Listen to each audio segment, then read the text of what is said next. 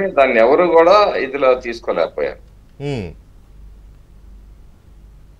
అట్లాగే ఆ, అక్కడ జరిగిన అతని మీద ఎవరైతే గిరి అని ఉన్నారో ఆయన మీద జరిగిన దాన్ని కూడా చిన్న ఇన్సిడెంట్ గా చిత్రీకరించారు. ఆ, ఎమ్మెల్యే అక్కడ ఉన్నప్పుడు ఎస్పీ గారు అక్కడికి వచ్చారు. కొంతసేపు తర్వాత ఐజీ గారు కూడా అక్కడికి రావటం జరిగింది. అతన్ని అక్కడి నుంచి వెళ్ళిపోమని కూడా వాళ్ళు కూడా కోరటం జరిగిందండి. అతను నిరాకరించాడు బయటికి వెళ్ళడానికి. నేను అంటున్నది అదే. మాచర్ల చాలా చాలా చాలా సెన్సిటివ్ నియోజకవర్గం అది. అతి సమస్యాత్మక నియోజకవర్గాల్లో అదొకటి ఉంది అన్ఫార్చునేట్లీ. ఇది మనకు తెలిసిందే కదా.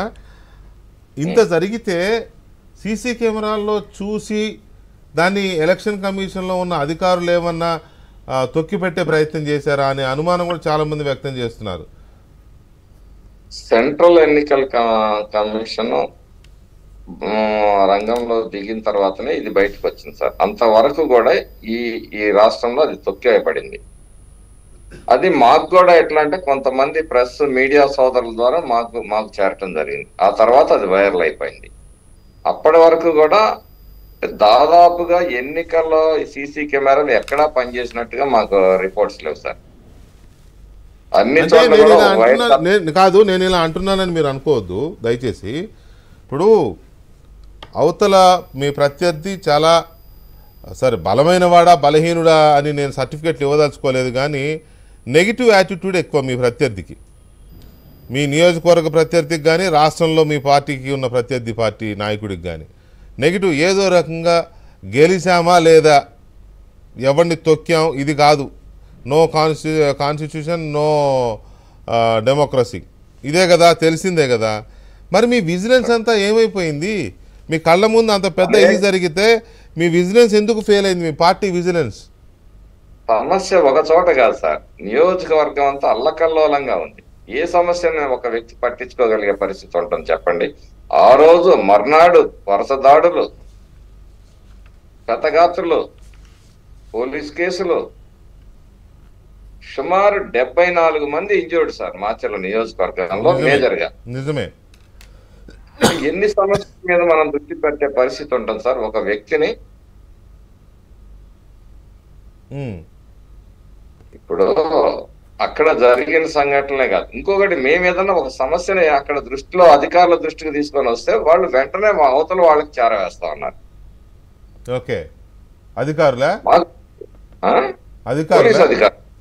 పోలీస్ అధికారులు సార్. అదే అదే ఇక్కడ వాళ్ళు కర్రలు పట్టుకొని ఉన్నారు, లేకపోతే ఇచ్చేస్తున్నారు, రౌడీజం చేస్తున్నారు మేము ఇన్ఫార్మ్ చేస్తే దానికి స్పందించరు. ఏదన్నా మేజర్ ఇష్యూ ఉండి మేము తెలియజేసిన ముందుగా మీరు అక్కడ మీ వెపన్స్ ఉన్నాయంటే మీరు వాటిని షిఫ్ట్ చేసుకోండి అని.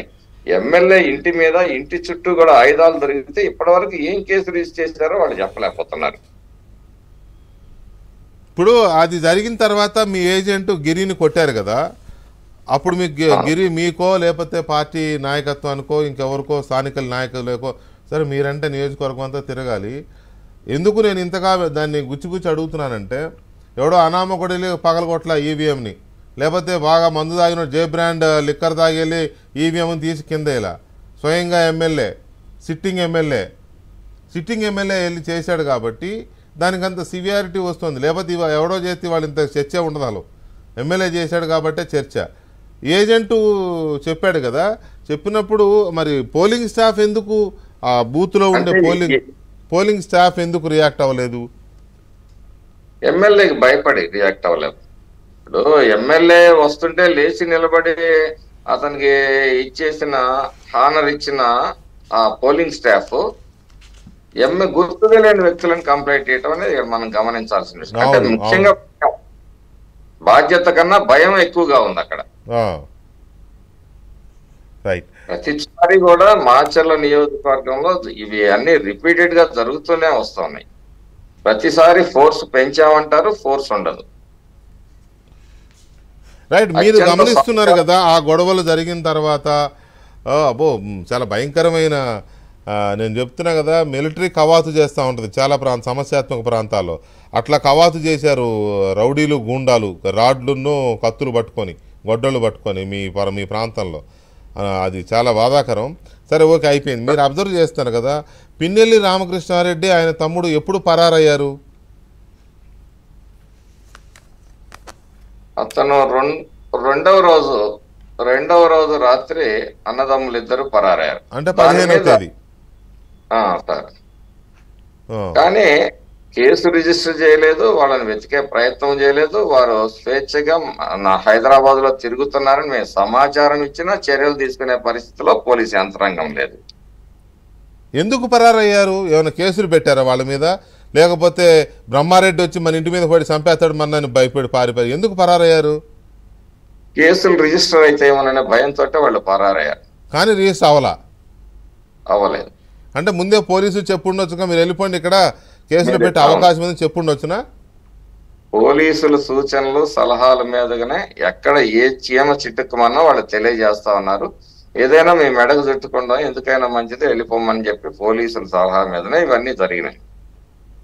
ఇవాళ జరుగుతున్న చర్చ ఏంటి అంటే, ఇక్కడ తర్వాత పోలీసు ఈసీ ఎప్పుడైతే ఇన్వాల్వ్ అయిందో ఆ తర్వాత స్పెషల్ పోలీస్